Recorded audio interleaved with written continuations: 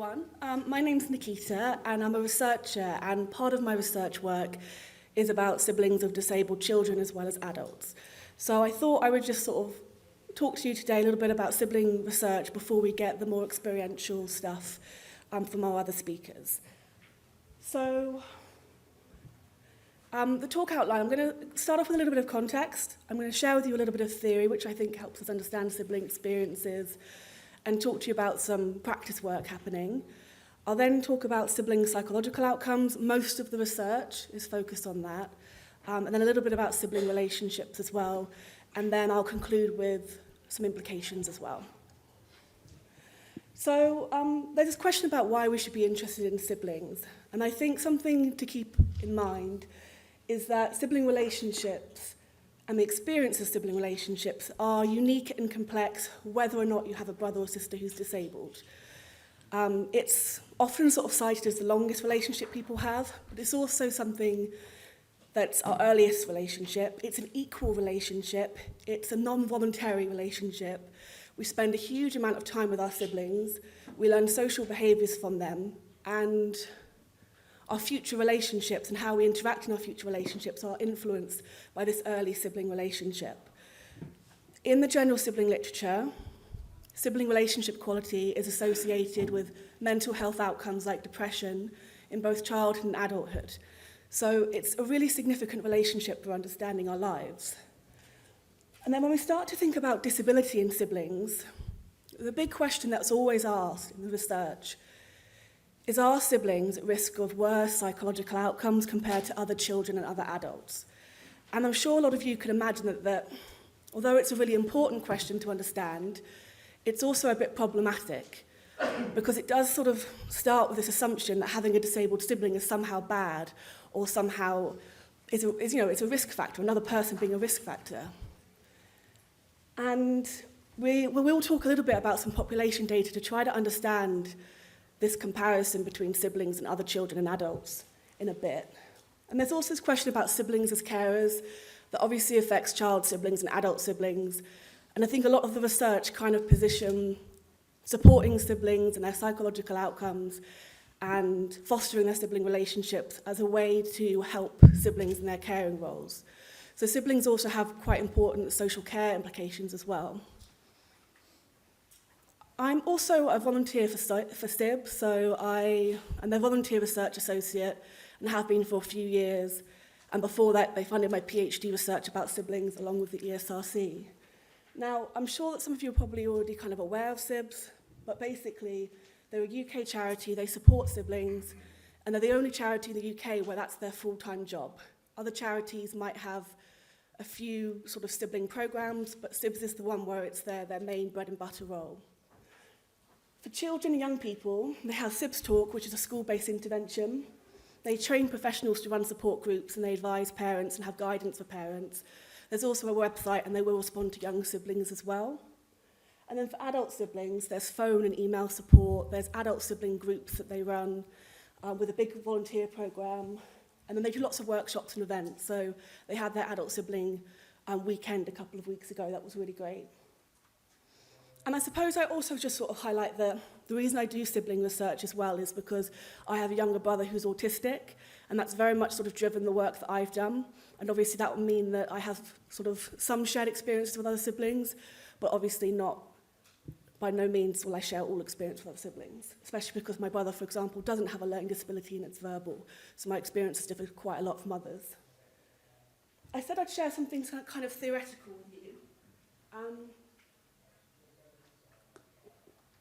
So sibling research is often kind of described as atheoretical, which basically means they don't use theory very much, which is really rare in research to just not really use theory. But they do use models sometimes. So this is the Sibling Embedded Systems Framework by Kovchev et al. And I find this really, really useful. It draws on other kind of theories, so it draws on stress theories and ecological systems theory. And basically what you have is these within sibling factors like their gender, if we think about their demographics, their psychological resources, their challenges, and how they interpret events that can be really important for deciding how young people are kind of impacted by things. And then you have the microsystem level. things like the immediate family, sibling relationships, extended family. And in the mesosystem, you have things like school and peers. And then you have the exosystem, things like media and social media, local political and structural stuff, so thinking about what your local authority does to support you. And then also things like informal school support for parents, for example. And then at the macro system, for me, that's where it gets quite interesting, and it's the area that's not studied in research very much. And this is the structural stuff, the societal stuff, the more sociological stuff. Things like religion, wealth, class, and really importantly, ideological assumptions. So that is about dominant ideas that sort of secretly impact society. So for example, in the UK, we're quite neoliberal. That means that we think of ourselves as individuals, and what that means is we get a lot of nuclear families, and wider society doesn't do very much to support families.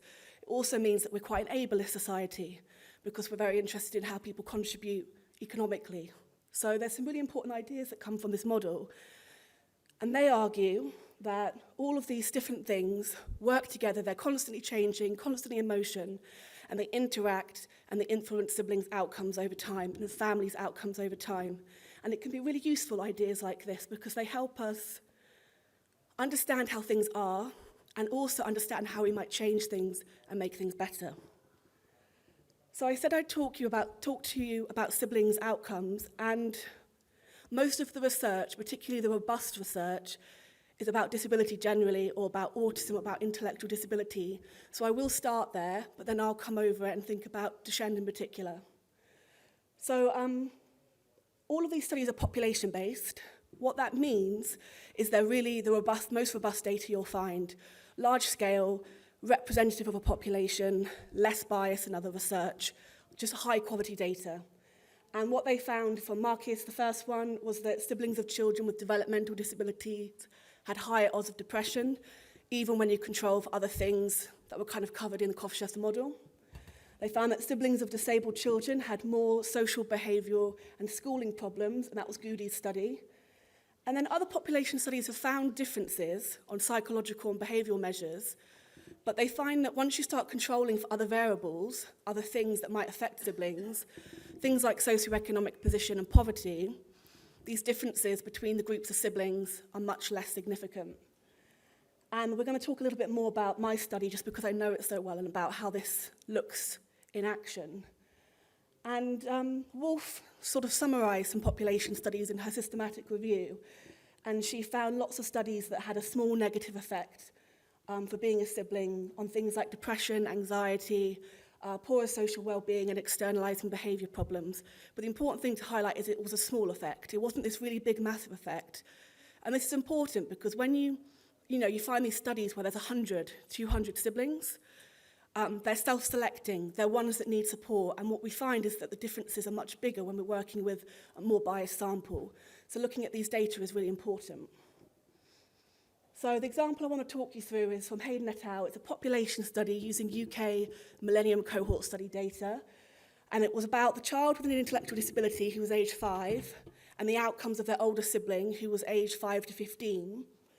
And as you can see, the group sizes are very different. 257 siblings of children with an intellectual disability and over 7,000 without. And as you can see here, we've got the group differences between the children without a sibling with an intellectual disability in dark green, and the siblings of children with an intellectual disability in the light green. And you can see that siblings had statistically significant worse outcomes when they had a brother or sister with an intellectual disability for total behaviour problems, peer problems, and conduct problems, but not for emotional problems, hyperactivity, or pro-social behaviour. And what's really important to highlight, though, is this axis at the bottom. So what we're seeing here is that about 20% of siblings with an intellectual disability experience worse psychological outcomes. And what that means is that 80% of siblings are doing fine. So what this shows us is we can't be too deterministic about the outcomes of siblings. There's a small group that need a bit of help, but lots of siblings are doing absolutely fine. I mentioned that we controlled for other variables, other bits of information that we thought might be impacting siblings' experiences and explaining things better than just having a brother or sister who was disabled. And we have all of these tests at the top, the behavioural outcomes of the siblings, like peer problems, for example. And on the side, we have each of the variables we included in our models. So things like the older sibling being male and socioeconomic deprivation. And if we come to the bottom, the cohort child having an intellectual disability, that variable was only statistically significant in hyperactivity. And actually, siblings had less hyperactivity when they had a brother or sister with an intellectual disability. And what that tells us is it's a positive finding, but it's probably like a parental bias with comparing a sibling with an intellectual disability being less hyperactive than their other child that does have an intellectual disability. The ticks here denote that this variable was statistically significant in this test. And you can see that things like individual sibling factors, like being male, socioeconomic deprivation, that's structural stuff at the macro level, and then things happening in the family, like the mum experiencing maternal mental health problems, those all explained what was happening much better than having a brother or sister with an intellectual disability. And this is important because it tells us that the mere presence of a disabled person in the family doesn't explain all of siblings' outcomes as well as some of these other things. Adults, it's the same. You see on straight comparisons, siblings had sort of worse mental distress and worse well-being, worse quality of life and worse health. But then you look at the effect sizes, and the effect size was tiny. And you can see that just with your naked eye, that the effect size is tiny, showing that if you're thinking about how we're going to support siblings, we really should be focusing on things like mental distress and well-being rather than quality of life and health. And then we also did, again, we looked at different factors that were affecting things. And things like subjective poverty, the sibling having Down syndrome, all of these things were explaining siblings' outcomes and their experiences. And so if we think about how we're going to support siblings, again, it's not a blanket response that all siblings need support. We should be focusing our finite resources on siblings experiencing poverty, those experiencing worse mental health problems, is kind of a given, and siblings who are carers, that's also a group that came out as important in this study. And then the question you're probably all thinking about is, like, what does this mean for you and your family? So what about siblings of people with Duchenne muscular dystrophy? And as you can probably imagine, there's not very much research at all about your families when it comes to siblings. So I found 4 studies that I thought were kind of looking at psychology, looking at experiences that you might be interested in, rather than just looking at genetics. So Reed et al., they interviewed 35 siblings, and what they found is themes about siblings' knowledge, their caring responsibilities, which was interesting because a lot of the siblings they interviewed were very neutral about their caring responsibilities. They didn't see it as negative or anything. Things about activities, whether their activities were affected by having a brother or sister with Duchenne. And then they really focused on some positive things that came through, as well as coping and support. And Salmonte, they looked at how parents talked about the diagnosis to unaffected siblings. And what they found was that communication was really, really important, that being open and ongoing and changing over time, and more information being added over time were important for siblings understanding the diagnosis. And then the top one's the largest sample size we found, and that's Magliano. It's an Italian study, and they compared siblings of children with Duchenne versus Becker muscular dystrophies. And you can see the sample of Duchenne was like over 246, so pretty big for this kind of study. They looked at parent report, and they found that siblings of young people with Duchenne, their parents reported worse outcomes for psychological well-being, as well as sibling social life. But what's really important is we can't really contextualize that finding because we don't have a comparison to the general population. And then at the bottom, we've got Reed et al., and they had 46 siblings for a quantitative study, which is a really, really small sample. And they found that siblings had a really similar sort of outcomes to other children, except for one measure, and that was for emotional problems. So siblings of children with Duchenne muscular dystrophy had slightly higher rates of emotional problems compared to other young people. So again, we don't need to support siblings necessarily on lots of different things, but the emotional, psychological stuff keeps kind of coming through. And I wanted just to finish by talking a little bit before we go into our implications about sibling relationships. For me, they're so important. They influence our lives, our social lives, our personal lives, and they influence how we act in our relationships. And as I mentioned, they're associated with mental health outcomes in childhood and adulthood, And there's this argument that sibling relationships are so important when one of the children are disabled. If we think about the way that disabled people are excluded in the society, if we think about the way that ableism is very rampant, siblings can provide an important sort of source of friendship. And so we can't underestimate their importance in this population. And I suppose this is probably a good sort of place to sort of end it, because this is sort of siblings' experiences from an adult sibling survey I did. And I'll read through the quotes, but I think it's quite a good bridge to the stuff that you're going to be talking about shortly. But this sibling wrote, "My brother is so important to me, I can't put it into words." Someone else said, "I love my sister an insane amount. She's easily the most important person in my life, and we're very close." Someone else saying, "My sister is my world, and I'm hers. Again, my brother means the world to me." This came out so much, and the term, the world to me, came up so much in this data.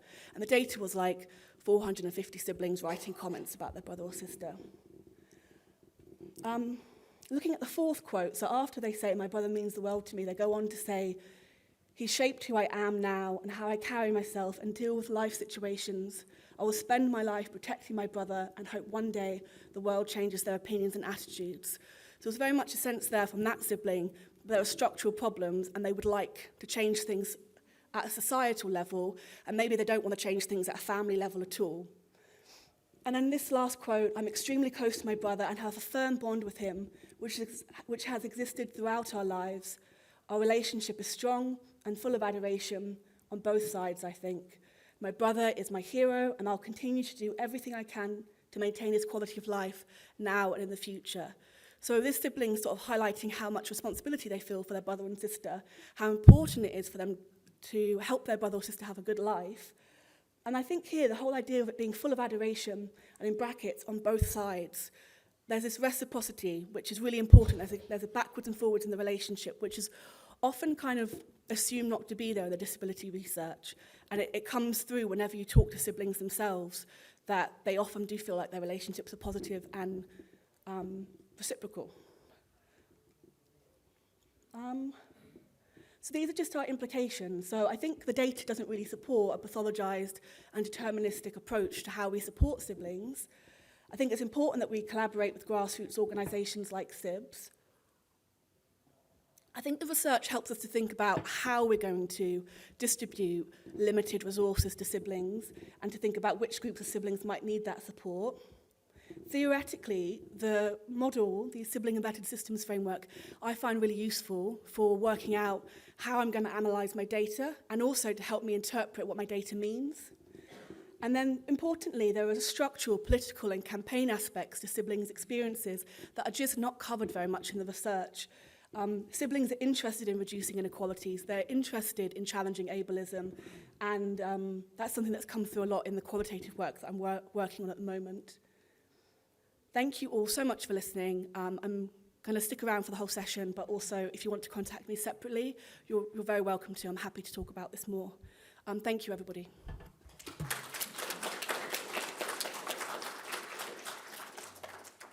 Thanks, Nikita. So we're just going to hand over to Ellie now. Thank you.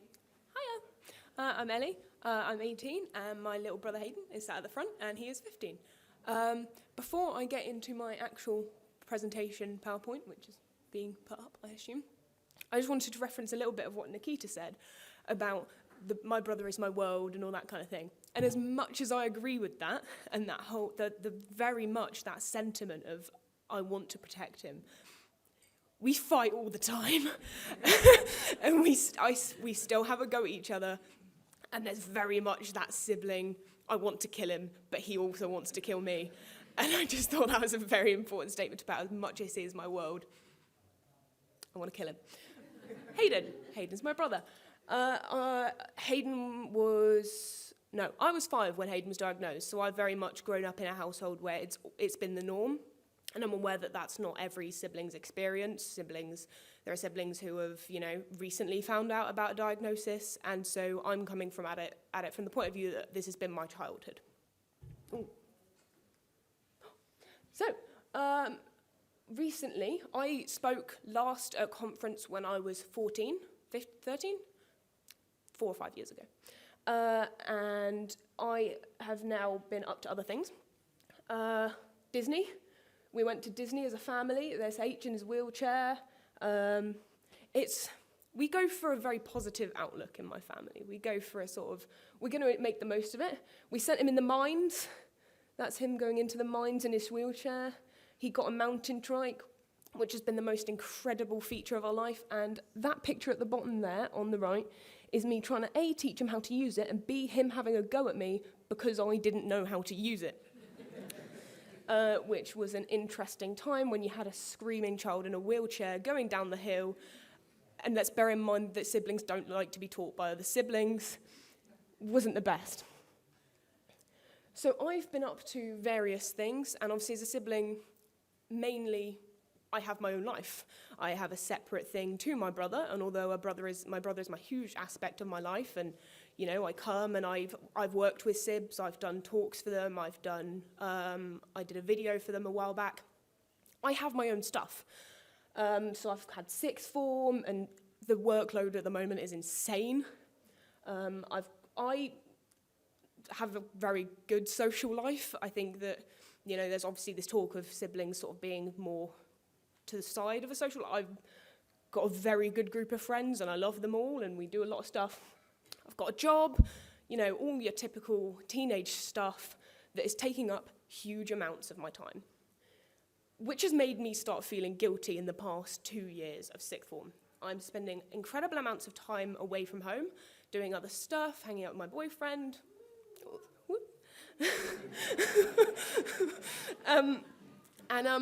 Yes, there's definitely that sort of slightly underlying sense of guilt where I'm conscious that other siblings, when they go off and they're starting to find that independence and that new level of being away from home, they are conscious that they're going to have a lot of time left with their sibling, and obviously I'm conscious of that sort of like that shorter life expectancy.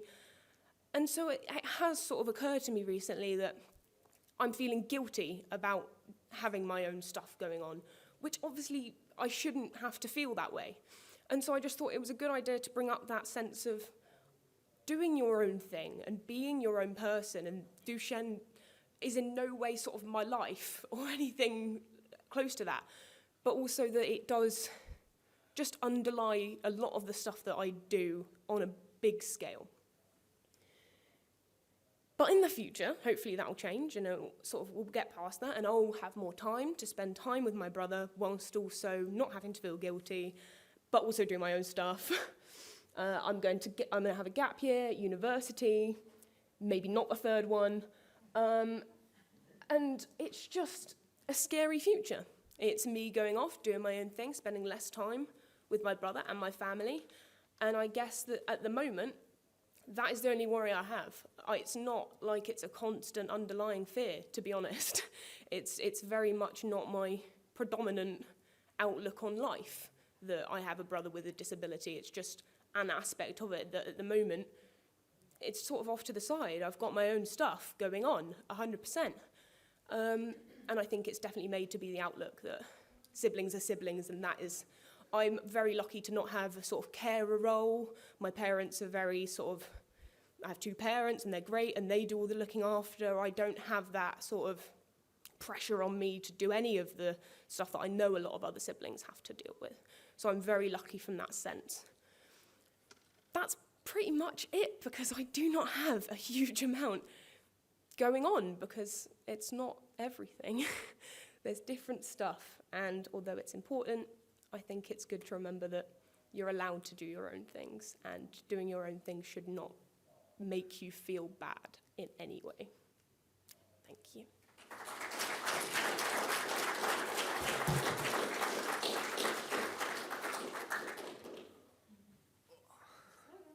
Oh God. Hi, hello everyone. My name's Logan. I'm 17 and I'm an older brother to I cannot speak today. Sorry, I only just woke up. I'm an older sibling to someone with Duchenne called Riley. He's 8 years old and he's got Duchenne and autism. So I would say I'm in quite a unique spot where instead of just this, it's two disabilities to help with. I would say sibling-wise, I'm a lot more involved than previously said. Obviously, he's got 2, and my dad's work hours suck, to be honest. So, you know, I've got to like take him on walks, watch him for a bit while my mum has a bit of a break. You know, it's a lot more involved than I think a lot of other siblings are with this stuff. And you know, I don't mind. My brother's a cool guy. He's funny. You know, despite everything that he has to deal with on a daily basis, he is incredibly strong through it. You know, I'll be honest, I don't think he fully knows what's going on. You know, he doesn't know why he's in like a wheelchair or why he's got all this medical stuff coming into the house. But he's bloody amazing with it. He makes, I'd argue he makes it easier for me. Because I remember when we first got the diagnosis, I had no idea what it was, I'll be honest. I had to do a lot of Googling that night. But when I initially found out, you know, what it does and like the severity of it, I guess, I felt miserable. That was not fun to go through. But I think just looking at my brother and seeing him still being happy, as if nothing had happened, he's still the same person, I think helped wonders to be where I am now. He's a very, very strong person. See,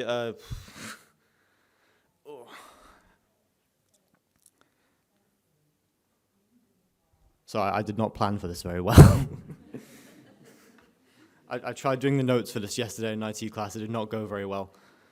Would you like, are you happy to have some questions? Does anybody have any questions that they'd like to ask to the siblings that we've now reporting? Yeah. How does it affect your schooling, things like that? I'll be honest with you. I don't get a lot of work at school. Or at least not as much as a lot of other A-level students, I think. I do 2 coursework subjects, and I've already done all the exams from it, so at the minute it's a lot more chill. But I think during GCSE time specifically, it was a lot more stressful, because, you know, I want to make sure I'm ready at all times to go help out with stuff, but at the same time, I want to study for my exams and make sure I do well. Eventually, I found a good balance where, you know, I wasn't really getting stressed by either. You know, I could revise, I could help out, and then go do other stuff. Like teenage stuff, like socializing, you know, that kind of stuff. So I think that's the whole thing with Duchenne as well, to be honest. At the start, it is scary. You know, it's quite a not very well-known thing, I'd say. Like, I know no one else, I know none of my friends know what it is very well. So, you know, you're going down this very unknown path of, you know, medical stuff. But I think the more you get into it, it becomes a lot easier and just part of your daily life, really. So I don't think it affects school that much anymore now. What are your plans in the future? That is a great question. I'm currently in year 13 at the minute. I'm hopefully going to finish by Easter time, I think. So I'm probably going to lean more towards like an apprenticeship rather than university, because I am sick of school, to be honest with you. So I want to get out there, you know, get work, get some money. But other than that, I really don't know. I'm just going to see where it goes. Can I ask a question? Yeah, sure. You've mentioned a couple of times how hard finding out about the diagnosis was. So if you had like a younger you in front of you, what would you tell them? How would you explain it all to them, or how would you make it better for them? Oh, that's a good one. If I had to go back and tell a younger me something, it would genuinely be, don't worry about it. Which I know, it's a stupid thing to say, I know. But at the same time, you know, I was younger when he was diagnosed, so it felt a lot scarier.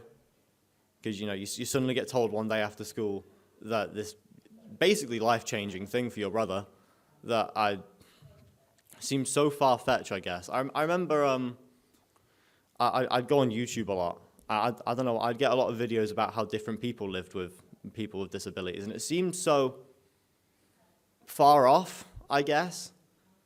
I don't really know the best way to describe it. But I would say to a younger me, you know, don't worry about it so much. Everything's going to be fine. It may seem scary at the start, and it was, but everything will work out in the end. I think that's the best way to put it. Yeah? Just wondering, did either of you think it was important to your school, or were you aware of what was going on? Or did your parents did they inform your school much about it? Did your school provide much individual support for you outside of your family system? Or if they didn't, do you think that's something that's really My school's been fantastic with it, to be honest. I think it was my mum who told them about. Yeah, okay, it was. She let them know about the situation at home, and it's been great. I've had a person to go talk to whenever it's been a particularly rough day. I can't speak for every school out there. I don't know what it's like, but I'd say mine especially has been fantastic.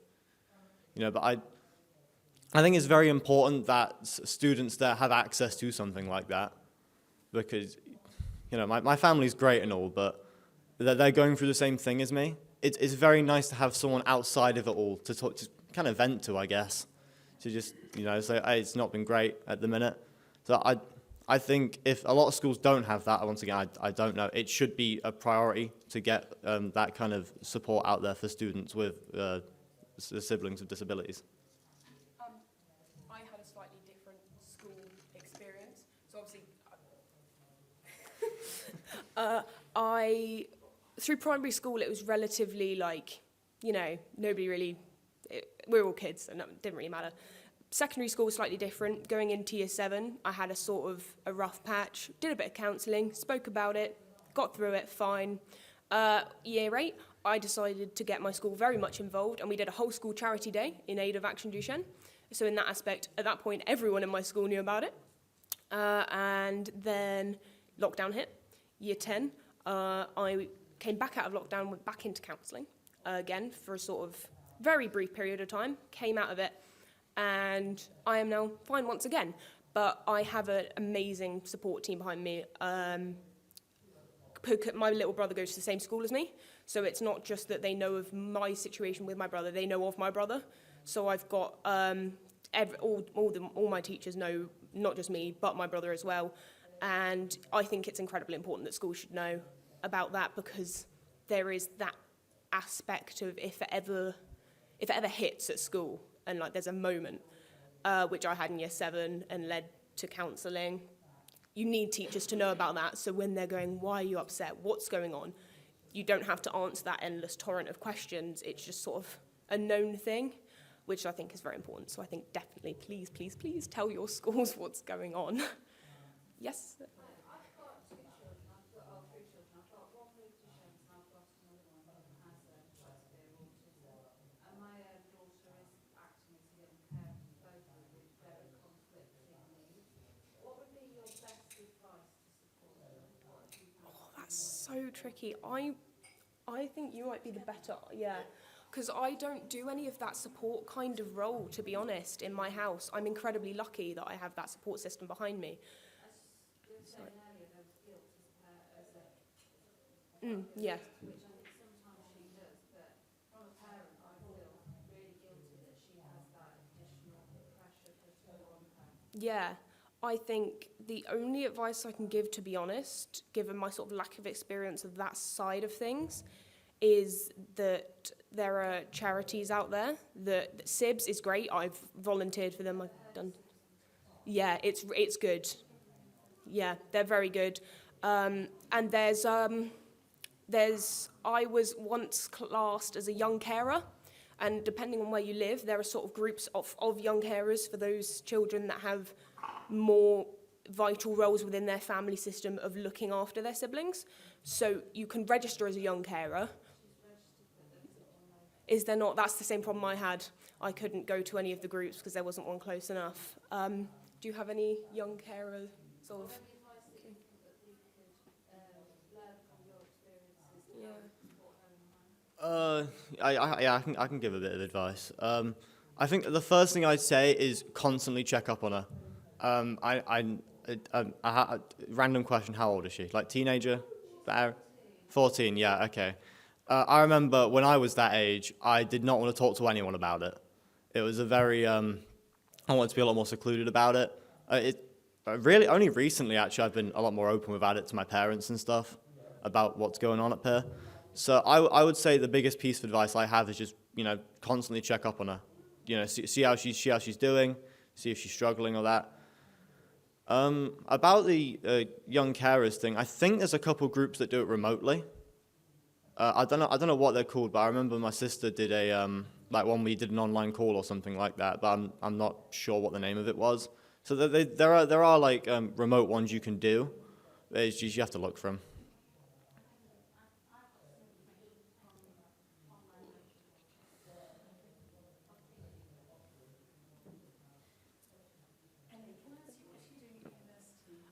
So it's been a very recent change. I sent my UCAS application 2 days ago, and it was going to be, I was going to do music, and it's been music from year 7 all the way through to year 12. And about a month ago, I decided that wasn't the way to go, and I am now going for environmental science.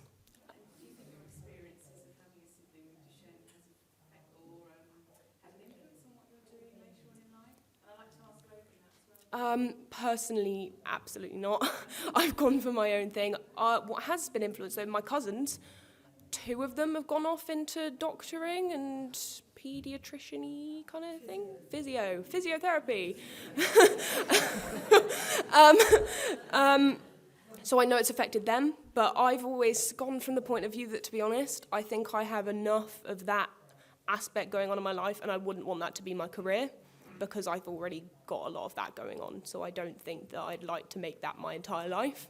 So yeah, I've gone for my own. I think the environment is also important, and more important than music, hence my very recent change. Yeah, pretty similar reason here. I like to be a lot more separate with mine, so school, home, very separate things. So I wouldn't say it's impacted it in the slightest. Like at the minute, I'm studying computing and business, and I'm probably going to lean more towards marketing when it comes to trying to find an apprenticeship. So no, I don't really think it's had that big of an impact on what I do, what I want to do. I've always liked those 2 subjects, and I want to continue doing them. Do you want to know the research on it? Sorry? Do you want to know the research on it? So quantitatively, it's not statistically significant, but qualitatively, it comes up a huge amount. And when I go to intellectual disability events, so many are siblings. It's massive. So qualitatively, yes. Quantitatively, no. Yeah. Dad? Oh, I thought he was trying to make a point at me of, oh, remember that time? He wasn't, not helpful. I think that's hugely tricky, because obviously that's coming at it from the boy with Duchenne's point of view, as opposed to the sibling. I think you've got to bear in mind... Sibling's point of view, that's fine. What would you feel as a sibling? Would you worry that your brother, would you resent your brother? Would you want to help your brother? Absolutely not. I love spending time away from my brother. But on the other hand, when my grandma hangs out with me and my brother, it's always together. I don't think I've seen my grandma by myself for a really long time. It's going to sound really bad, but then again, he is a teenager, which isn't like the best answer in the world. But I think you have reached that point. There'll be that point, and I think there'll be the point a bit later when he's like, Grandma! But yeah, it's tricky. I mean, depending on what he's into, maybe you should... My grandma used to take me out on, like, shopping trips, and she'd, like, set aside, like, £100 or so as, like, saving it, and would, like, take me out into, like, Reading or near, and would take me shopping, because that's what I like to do. So if he's got something specific that he loves to do, if you're able to sort of set aside that time and possible money, depending, whatever, specifically aiming a thing at him that he likes might be the best way to go, if his parents are sort of into that. Mum, did you? My mother visits from India every year for a few months. She also struggles with what you said, that I want to spend time with Suvir, but he doesn't want to do anything. That I don't know what to do with him, how to give you a break, because I know you're struggling. I know you've gone back to full-time work. You've gotten another child to look after. I'm here to help. What can I do to help? So what we've seen is, if we give enough reminders to our son and say, right, today's Saturday, today grandma is going to take you for a walk. Yes, get him to acknowledge that and be aware of that and give enough reminders, because we know working memory and short-term memory is a problem, and the boys forget, and they want to, he's at that age where he just wants to play video games and he just wants to watch TV. So if, my mom would say, right, I'll watch TV with you, you pick one show, I pick one show, but we do it just the 2 of us. So maybe that sort of thing could work, possibly.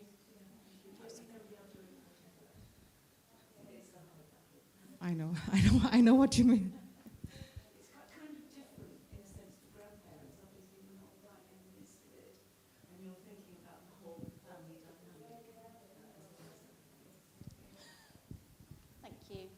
I've been given one of these.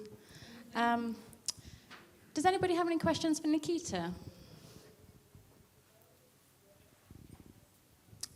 Lady over there. If you could pass the mic, thank you. I suppose it's for Nikita, but in general as well. So I'm actually a sibling of a very bossy younger brother with Down syndrome. And one of the things we noticed is, so I'm an older sibling. I've also got another younger brother than my sibling with Down syndrome. And I think just out of interest, the kind of outcomes and the roles you might play as an older sibling versus a younger sibling, and then kind of the middle sibling being the one with additional needs. And just what the outcomes are in the research, because I couldn't quite remember if it was included in the study that you did, but just other people's experiences of, do they feel it's different for their own kids or their other siblings as well, of the older child versus the younger child, and then someone in the middle. Just thinking out loud. So the research with those kinds of variables, like whether you're an older sibling, younger sibling, birth order, their findings are quite inconsistent. So let me just get a sense of the patterns. So, for example, older siblings are usually included in research more, just from an idea of like, it's easier to do research with older kids. And that means that we actually know less about the experience of younger siblings. Younger siblings, at least in the intellectual and developmental disability world, might be more at risk of experiencing being harmed because they're smaller, for example, and that can be a problem. That probably isn't a problem at all for your group of siblings and families. Older siblings, qualitatively, we get a sense that they feel more responsibility, and that's sort of similar to generally older siblings, especially older sisters, feeling like they have more responsibility, and older sisters being slightly more likely to take on care roles, and sisters generally being more likely to take on care roles. And that's really common in the general literature as well, when you just got people looking after younger siblings, girls taking on that role more. And then with birth order, it's really inconsistent whether being older or younger has an impact. So for the population study I shared, it made no difference in the models. In the adult survey, though, interestingly, having multiple siblings can be protective. And that makes a lot of sense theoretically, because you've got more people who can understand your experiences. I think siblings need to be able to talk to each other about their parents and work through things that happen that aren't always positive. And it also means you've got an extra person there that can help out when it's needed, or someone else that understands your schooling experiences. So having multiple siblings is not consistently found to be helpful, but in my study, in the UK study, it was found to be helpful. So that's something. Thank you. Honestly, I can't comment on that, to be honest, because I'm an older sibling, so you probably know what I know. Is there any? Oh, yeah, we got another question. Another one. It seemed from Nikita, the studies, that there was sort of conflict between two of the different studies. One was saying that there's greater odds and greater risk of ongoing difficulties, depression, etc. in older. And then the one below, statistically, it looked like there was very little difference, really, 5 to 10% more chance, and there was still that 80% of children or siblings that didn't have any ongoing difficulties into life. Am I right in that there is that sort of like conflict between the findings and the research? There is a huge amount of variation in sibling studies, which is why I wanted to share with you those population studies, because other studies sometimes overestimate the difference. But what we're probably seeing there, I'm not sure which one, was it one of the graphs or was it? It was the first study and the fourth study that you had seen. The first one said there's greater odds, but odds, like what does odds mean? And then below it said statistically there's very little effect. So it's often about what's being measured. So if you only measure emotional behaviour, if you only measure hyperactivity, versus measuring a huge battery of things that include externalizing problems, internalizing depression, anxiety, risk of suicidality, all of these things. So a lot of these studies are about what they've measured. It's about differences in population, differences in countries, about differences in how they recruit the participants. All of these things, it's just human social research. It's very rare to get any consistent findings. But I think if I take it all in my head and hold it, for me, the pattern I see is there's a small group of siblings that need help, and most siblings are fine, and that siblings don't need help in all areas. And yeah, those inconsistencies are just the nature of doing research with humans. You're difficult people to study. And I don't know if others would agree, but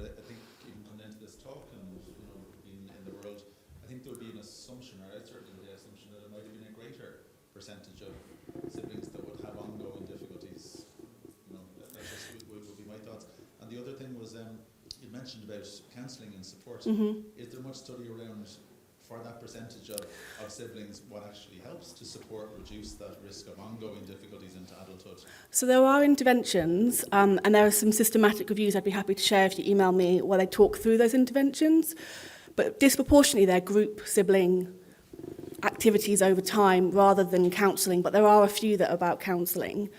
And I think I was about to say something about something you said earlier, but I've forgotten what I was going to say. So.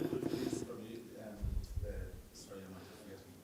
Ellie. Ellie, from your perspective, you mentioned about those times Yeah. that counselling was beneficial, and Yeah. surely you could imagine that for any of those siblings having that individual space outside the family, outside the school, with a professional that is, appropriately skilled to support them.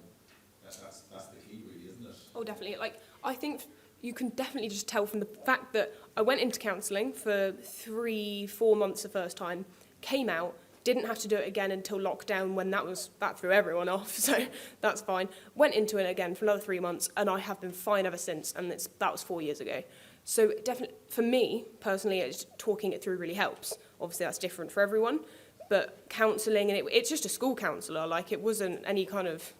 She wasn't even able to, like, officially tell me I had anxiety. She was not really qualified, but just talking through it really helped, and I think that for me was the best way to go from just local support that wasn't involving professionals or anything like that, and even just teachers on the brief occasions when I've spoken to teachers about it, on when I did my charity day. I like talking about it. I've never been the person to I haven't shied away from it. I'm happy to talk to anyone about it if they ask. I know that's not the case for everyone, and for others it's quite a sensitive topic. But yeah, if I talk about it, it helps. Sorry, we are going to have to... Did you want to ask... or do you want to ask me? Only for time. Okay. That's okay. We're going to have to wrap up. Is that all right? You can catch us around. Yeah. Please remember, these conversations don't just end here in this room. We have contact with Ellie, Logan and Nikita. I've got my cards on the table here. So if anybody doesn't know who I am, I'm Kelly. I'm a support worker here at Action Duchenne. Please take a card, and I'm happy to receive any emails, any further questions.